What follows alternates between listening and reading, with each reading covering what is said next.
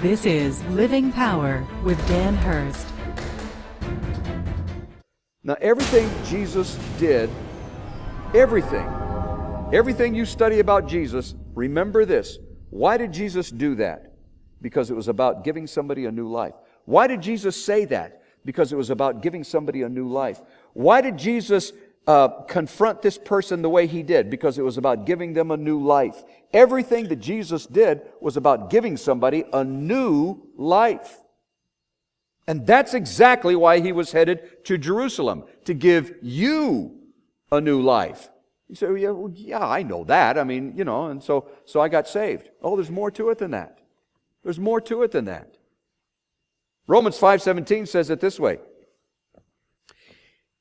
If because of one man's trespass, death reigned through that one man, which would have been Adam, who brought sin into the world, then much more will those who receive, watch these words, much more will those receive the abundance of grace and the free gift of righteousness reign in life through the one man, Jesus Christ.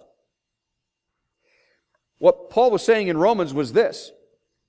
The whole point that Jesus wants to make is that He wants you to have a new life which is made up of grace and righteousness.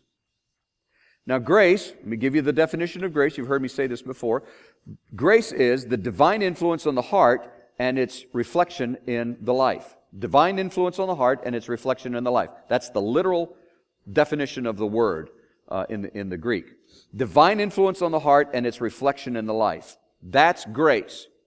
And so what that verse is saying is that God wants to have a divine influence in your life. And the second thing is, He wants to work out righteousness in your life. Now, righteousness are the things that you do because you're called by God.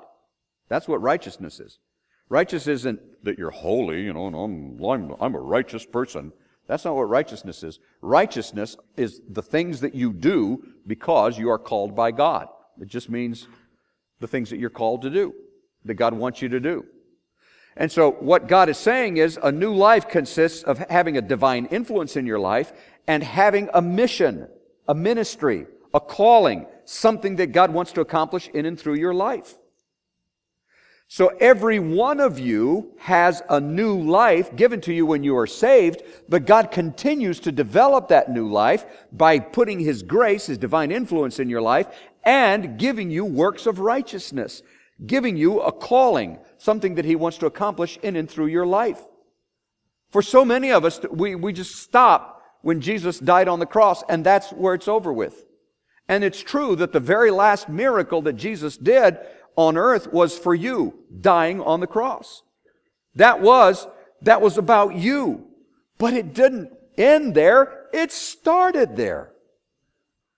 And so when God says, I want you to have a new life, I want something to happen in your life that involves the fullness of grace, the divine influence on your life and its reflection in your life, and righteousness, in other words, the things that I want you to do, the calling that I have on your life, that I want to accomplish through your life, that continues in your life on a day by day by day by day basis.